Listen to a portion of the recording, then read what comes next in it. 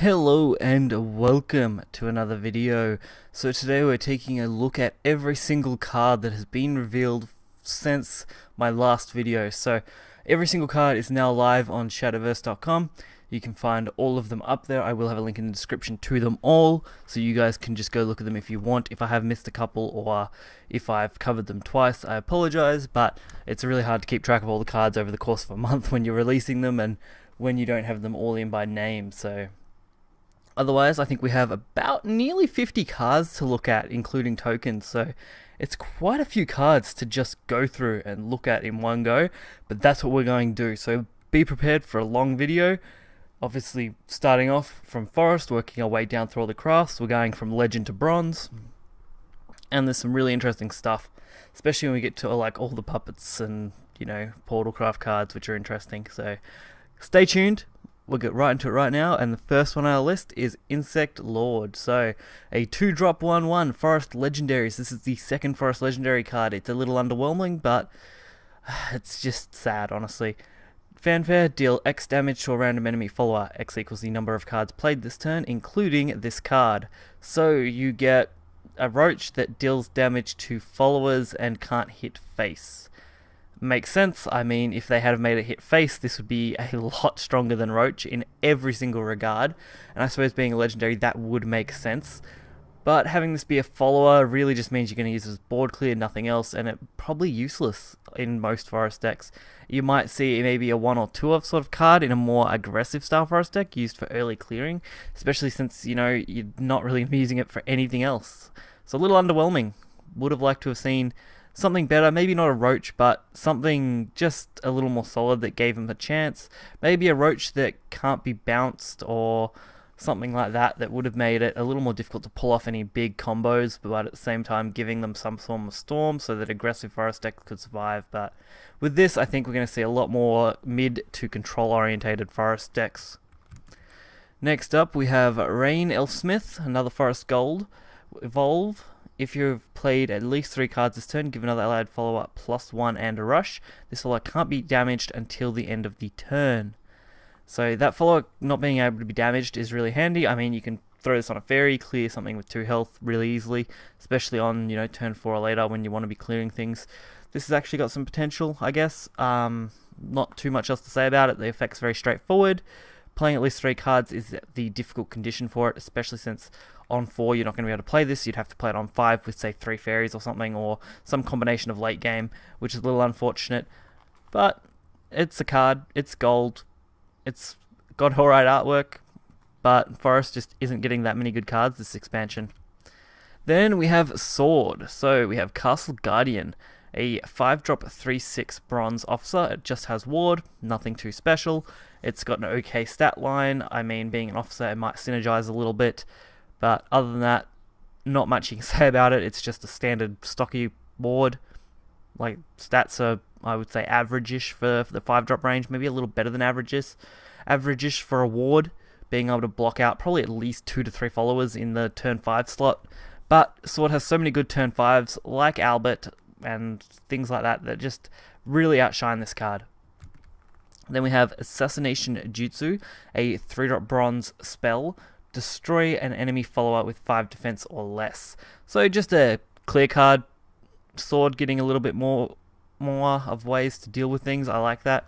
3-drop spell fits in nicely. Nothing wrong with it. Then we have Runecraft, the Expel Soul 7-drop bronze spell. Destroy an enemy follower, draw 1 card, spell boost, draw 1 more. This card has the potential to draw out your entire deck if you weren't careful. I mean, we've seen spell boosts on things like Chimera get up to the 30s. Imagine if you played an Expelled Soul with a spell boost of 30 and drew out your entire deck that you had left, or just something absolutely crazy, especially in like Mysteria Rune where spell generation is pretty easy, so you could easily boost this card up a lot. And destroying an enemy follower is actually okay. The 7-drop slot is bit rough. I mean, maybe not even in a control deck just because it is in that rougher spot. But I like the card. I like the idea of the card. Might not be the most powerful, but it's definitely got some interesting meme potential where you could, you know, kill yourself fast with this kind of card. So why not? Then we have, I believe, Dragon. 4-drop 3/3 silver. Ward, Fanfare, only one other allied follower is in play, gain Drain, so not too bad. I mean, Drain's a great effect. Dragon getting more healing is also pretty crazy. Pretty average 3/3 stat line, 5/5 evolve. The Ward helps because Ward just going to block things off, but it also means that you're less likely to get the Drain effect off, especially since it doesn't have Rush or any kind of Storm effect. So unless you couple it with something, you're not going to normally get that Drain off immediately, because this is going to be the first thing your opponent has to deal with. So I would probably give this card about an average kind of rating. It could see some play if they're really looking for 4 drops in Dragon, but I don't think they will be. Then we have Dragon Aficionado, so it's a 3-drop 2/1 with a 4/3 evolve. Dragoncraft Bronze. Fanfare, summon a Fire Drake Whelp. And then Fire Drake Whelp being a token is a just a 1/1/1/1. Last word, deal 1 damage to an enemy follower. Nothing too crazy. It's basically a Belinus last word effect that comes off a 3-drop, so you have basically a 3/2 stat line for a 4-drop with last word deal 1, but it's in 2 bodies, so that's okay. I wouldn't say it's crazy. I think this is going to synergize well with PDK because that's a 3, that's a 1, the summoning effects being really good. Other than that, I don't know what else we might see. Then we have Death Dragoncaller, 8-drop 2/2. Fanfare, Reanimate 10, so this is a Shadowcraft Gold. Reanimate 10 interests me a lot. I mean, you can basically reanimate any single card from your deck. Obviously, Reanimate being resummon a follower that has died this turn with 10 or less in the Reanimate slot. So as long as your Reanimate says 10, anything with 10 or less, you'll be able to resummon to the board. Obviously, this is going to create some interesting combos, especially early game with Burial Rite. Burial Rite, discard a 10-drop, then use Dragoncaller on 8 to resummon that 10-drop 2 turns early, which is quite interesting. I mean, it's also got its own body, so you're not just, you're basically getting a free 10-drop plus a 2/2 body right here. So I think it has some potential. I'm interested to see how Reanimate and Burial Rite work. It might be a little slow and clunky, but it's definitely got an interesting mechanic behind it. Then we have a Nuct, a 5-drop 4/4. So Bloodcraft Legendary. This was revealed during the World Grand Prix, which was an amazing event.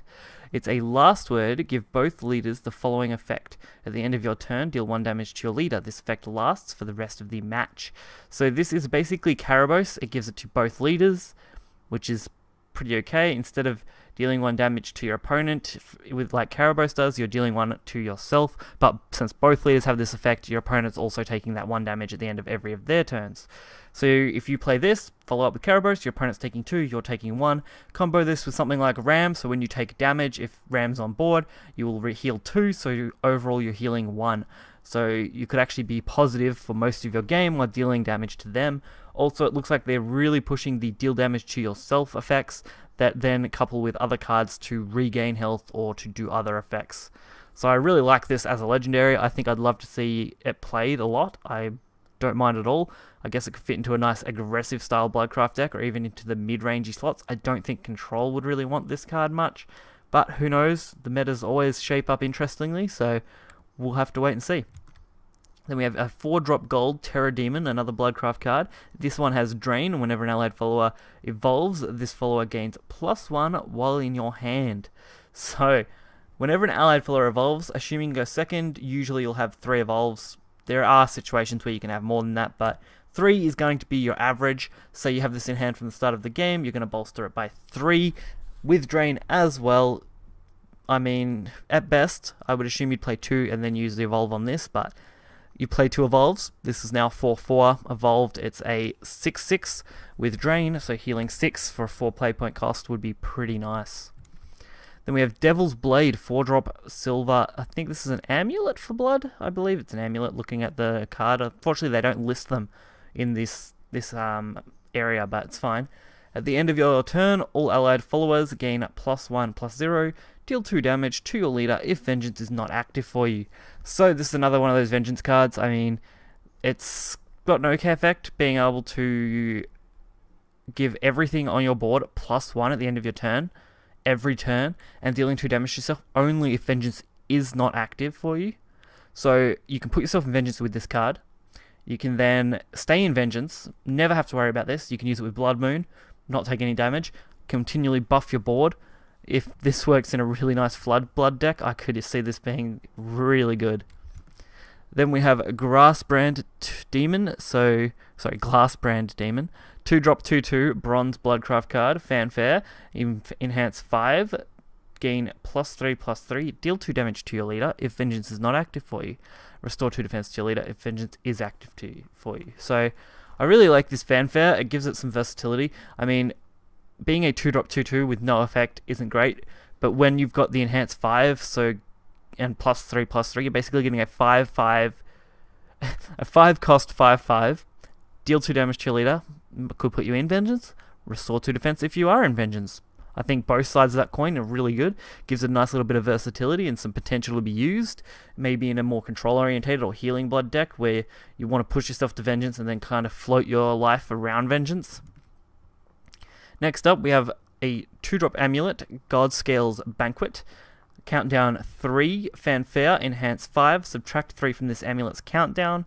Last word, summon 2 white snakes. So, this is another one of those flood cards, like similar to Bloodkin, I guess, because we'll look at the white snakes in a second, but the enhance 5 on this card is good. I mean, it's very similar to Staircase now, being a 2-drop amulet that enhances and then subtracts all its cost.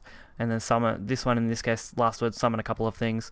So the white snakes are 3-drop 2/2s with Bane, meaning less likely to be bounced because they're not going to be targetable by things like Kaleidoscope Go, which will be rotating out, but that's for the unlimited format I was referring to. It's a Bane card, which is pretty good, especially for Haven, with this being a Havencraft card. It's just all around pretty good. I can't really fault it overall. The Enhance 5 kind of sucks, but if you're using this on 2, using it in an amulet-based deck, it's got some potential. The Banes will be good for clearing out big threats, especially since we are looking at going towards a more control-y meta, at least from what we're kind of speculating among the community.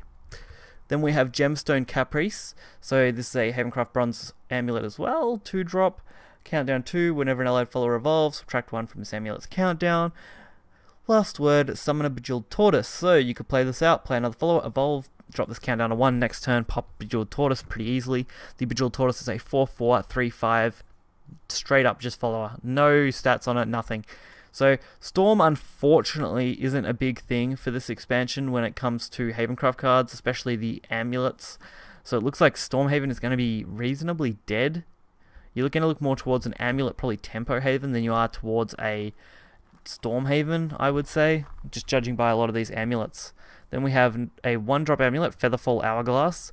Countdown 3, Fanfare Enhance 3, subtract 3 from this amulet's countdown. Last word, summon an owl. So similar to the previous card, with the Enhance dropping its countdown for free, so you can play this on 3 pretty effectively. But the Summoner Timeout isn't that great. It's a 3-drop 3/2 with Rush. You're really only going to use it as clearing potential. It doesn't have Storm, which makes it a little less useful.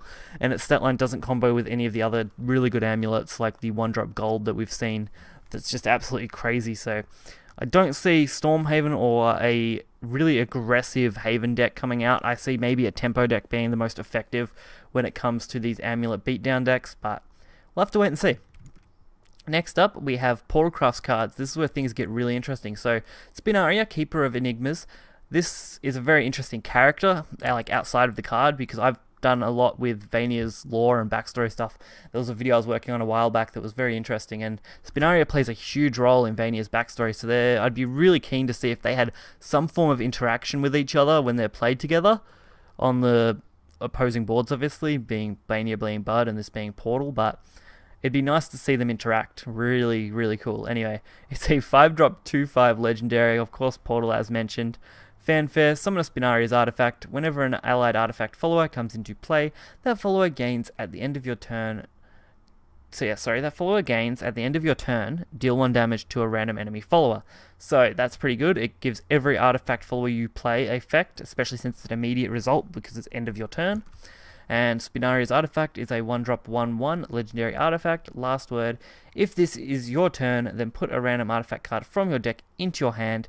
If it is your opponent's turn, draw a card. So this is an alright last word effect. I mean, you can pull artifacts with it if you're using it yourself, and you can also just randomly draw a card if it's your opponent's turn. So it's got both artifact draw power and normal draw power. So it's got some potential to be used all around in general. I can't see Spinaria being left out of many decent artifact decks just because of the effects that it has. Then this one I wasn't sure I'd covered. I was really unsure. It wasn't listed as new, but it was one that I hadn't really noticed before. So it's a 7-drop gold 7/7 Portalcraft card. Can't attack the enemy leader. At the end of your turn, randomly destroy an allied artifact follower. Deal damage to the enemy leader equal to this follower's cost. I may have looked at this card, I may have not. Overall, I'd say this is pretty average. You get to destroy your own artifact and then deal damage to the enemy leader equal to that follower's costs. Most artifacts are pretty low cost. They aren't ridiculously high. I think Radiant's the only one that's got a decent stat line on it when it comes to cost. So this could add a potential burst damage to artifacts. Maybe if you're running this as a 1 or 2 of, at most, in a certain variation of artifact deck. This obviously won't fit in every single one. But it's definitely an okay card for a gold. I would say it's at least worth the gold status. Then we have Saphira, Synthetic Beast. So it's a 6-drop 4/6 Portalcraft Gold Rush. Fanfare enhanced 10. Evolve this follower, and this follower's attack is 0 until the end of the turn.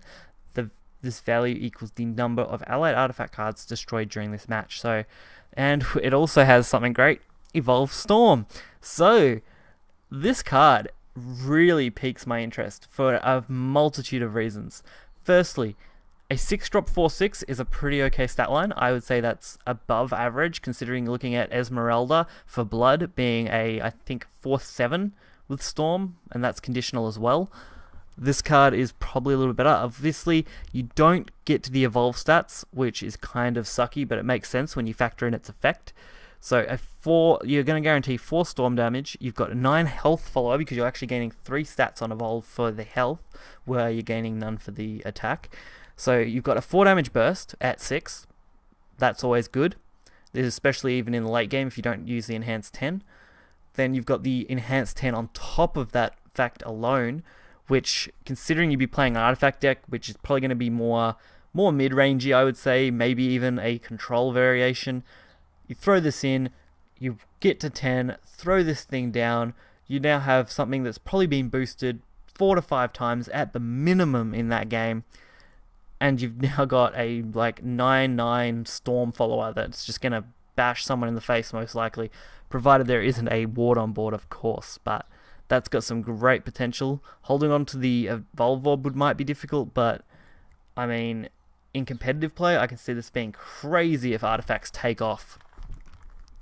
Then we have a 1-drop gold amulet for Portalcraft. A lot of these cards are Portalcraft based because that's what the majority of the expansion is. So countdown 2, Fanfare. If there are any artifact cards in your hand, randomly discard 1 and add 2 to this amulet's countdown. Until the amulet leaves play, your leader cannot receive more than 3 damage at a time. So this is a way to block off a lot of large damage. This would be a great way to stop that storm follower that we looked at just a moment ago, especially with the 3 damage over, say, 4 turns if you discard 1 artifact.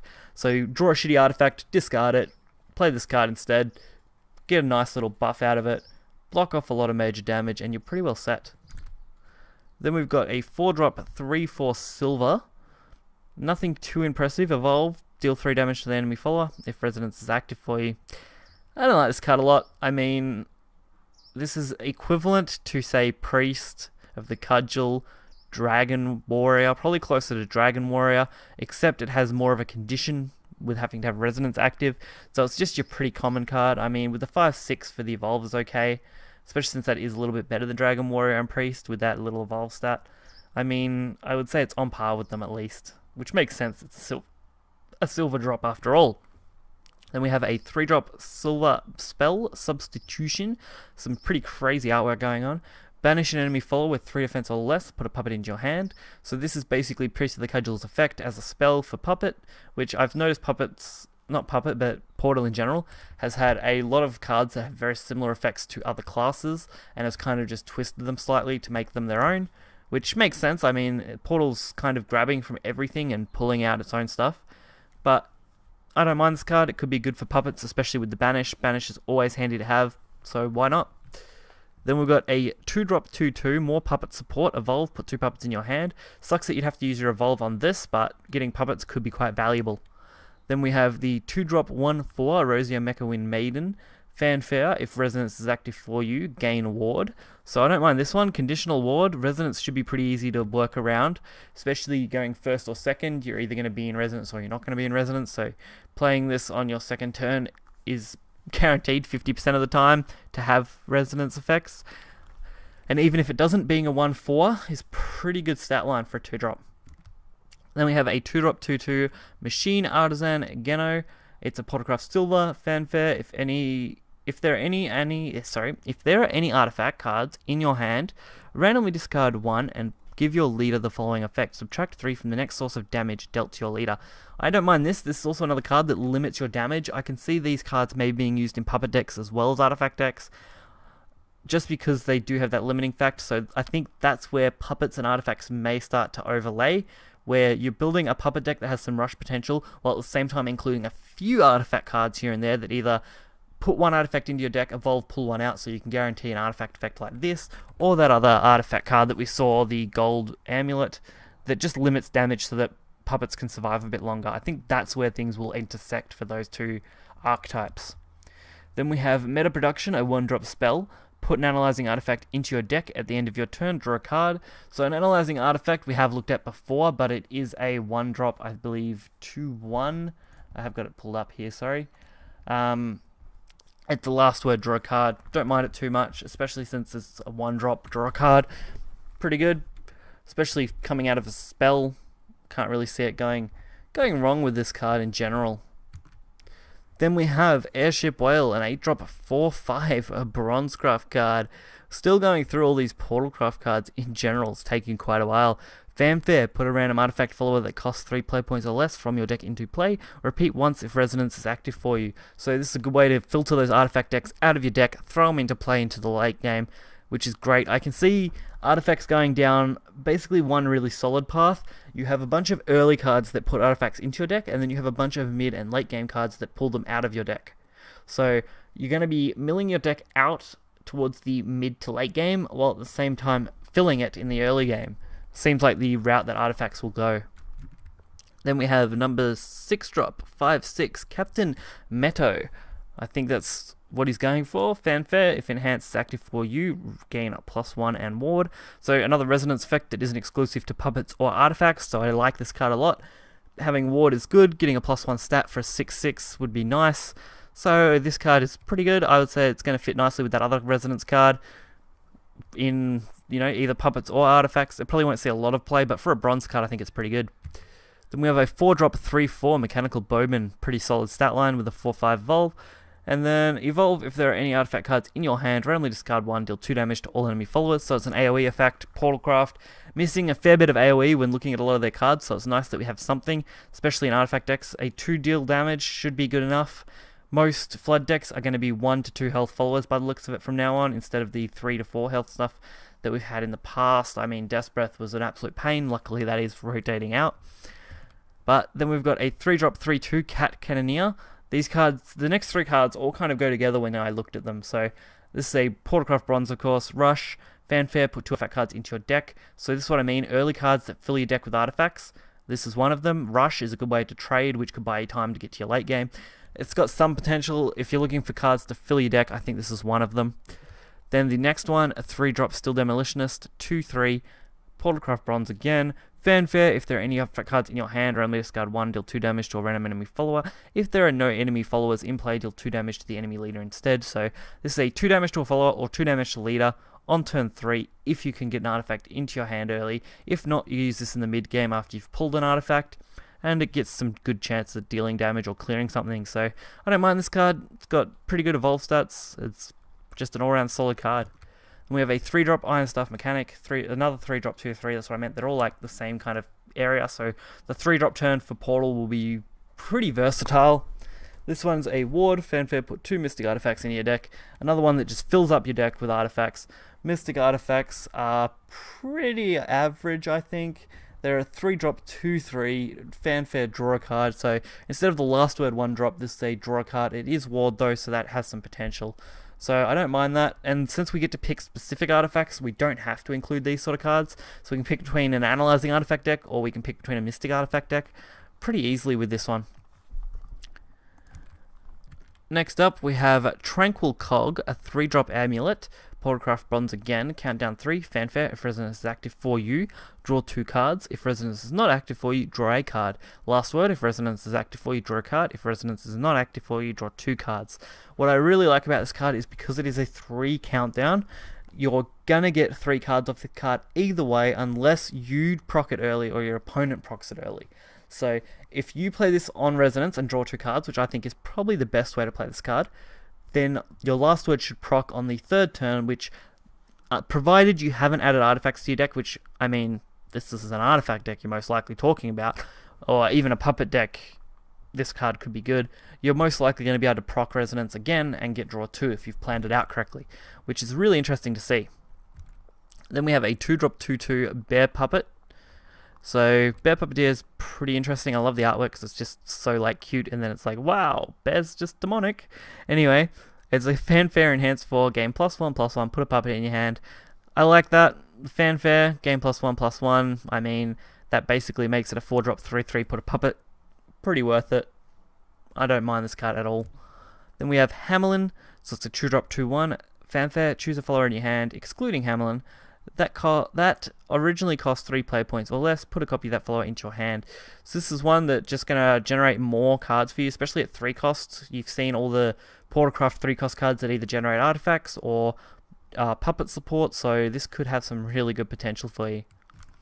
Then we've got a 2-drop Demon's Epigraph. I have no clue how to pronounce that word. Anyway, it's a 2-drop 2/1 with a 4/3 evolve, so a full evolve stat. Fanfare, if there are any artifact cards in your hand, randomly discard 1 and gain Rush and Bane. So the Rush and Bane is nice, especially on a 2-drop. So discarding 1 artifact, like I said, being able to get rid of crappy artifacts, this could have some good potential. Allowing it to be used both late game and early game as clear. And having Rush and Bane is what I mean. It's basically, Bane is infinite attack. You can't do much against that. Rush is just crazy, so why not? Then we have 1 Acceleratium. So this is a 1-drop amulet, countdown 3. Whenever an allied artifact follower comes into play, give it Rush. Whenever you play an artifact card, recover 1 play point. So I can see why they've worded this in this way, if anyone else hasn't noticed, but whenever an allied artifact follower comes into play, so that includes being summoned off other effects such as Whale, it will gain Rush. Now the next part though, whenever you play an artifact card to recover 1 play point, that would require you to play it from hand, because comes into play and whenever you play would be 2 different keywords, I'm guessing. So that's pretty interesting to point out, because obviously Whale is going to trigger this effectively. So on turn 9 you couldn't just drop Whale, recover 2 play points. You'd probably most likely only be able to get the Rush effect off it, if I'm interpreting this card correctly. But I think this has got some solid potential for a more aggressive artifact deck, especially with the recovering play points.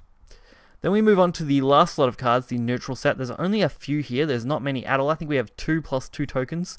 So this is the legendary they revealed, a 3-drop 2/3 Bardaba Katha. I have no clue of pronunciation, but that's fine. Anyway, Fanfare, give +1 to a random allied follower.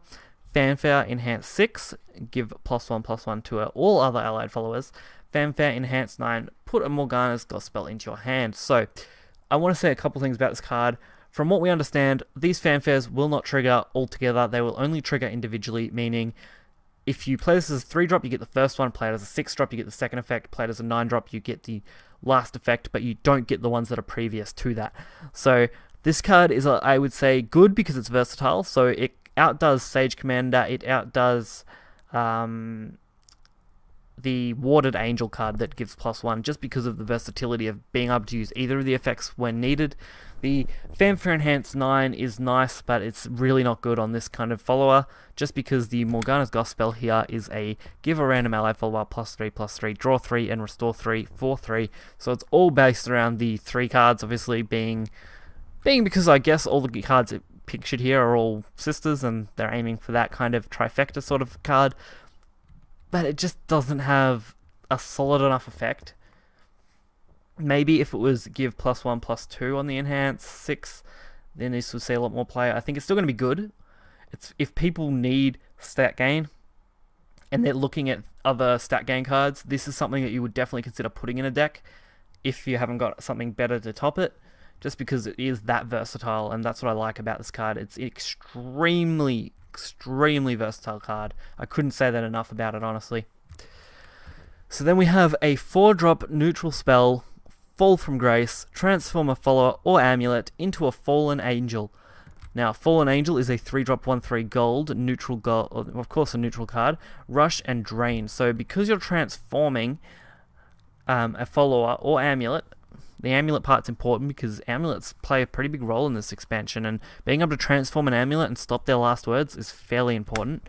So you can play this either on your opponent or on yourself. You have both those options, which is really good.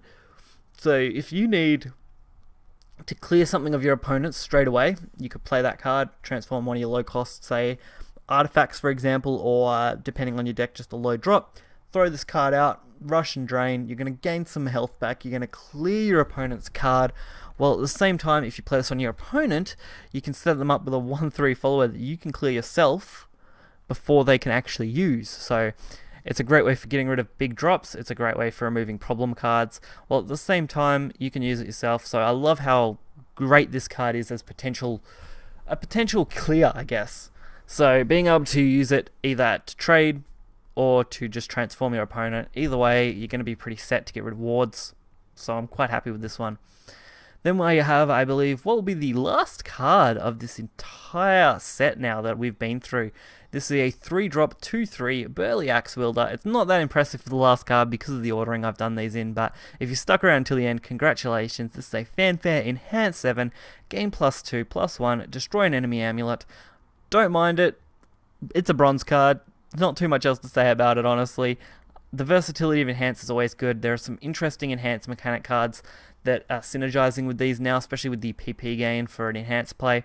And gain +2/+1 is just, you know, pretty average. I mean, you're going to go to a 4/4 for 7 with an evolve of a 6/6. So a 7-drop 6/6 with a destroy an amulet effect is pretty good for a full statted thing. So don't mind it. Like I said, not the best, not the most impressive, but fun either way.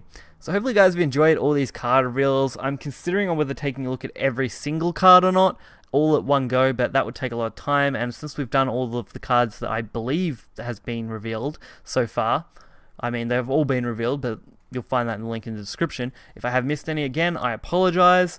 If I've misinterpreted any effects across the ways, I'm sorry. Some of the translations in the beginning were pretty bad and not that easy to understand. I can confirm the amulet for Haven, the 1-drop Summit Temple, isn't a token. If you go onto the website, you'll see it's not listed as a token, meaning that you can just play it straight off as a 1-drop gold card, which is what we were suspecting it would be. You can also check out every single other card if you want to do some theory crafting. I'm sure Shadow Portal will be updated reasonably soon to include these cards so that you can theory craft and then have your decks ready before release, if they haven't been added already.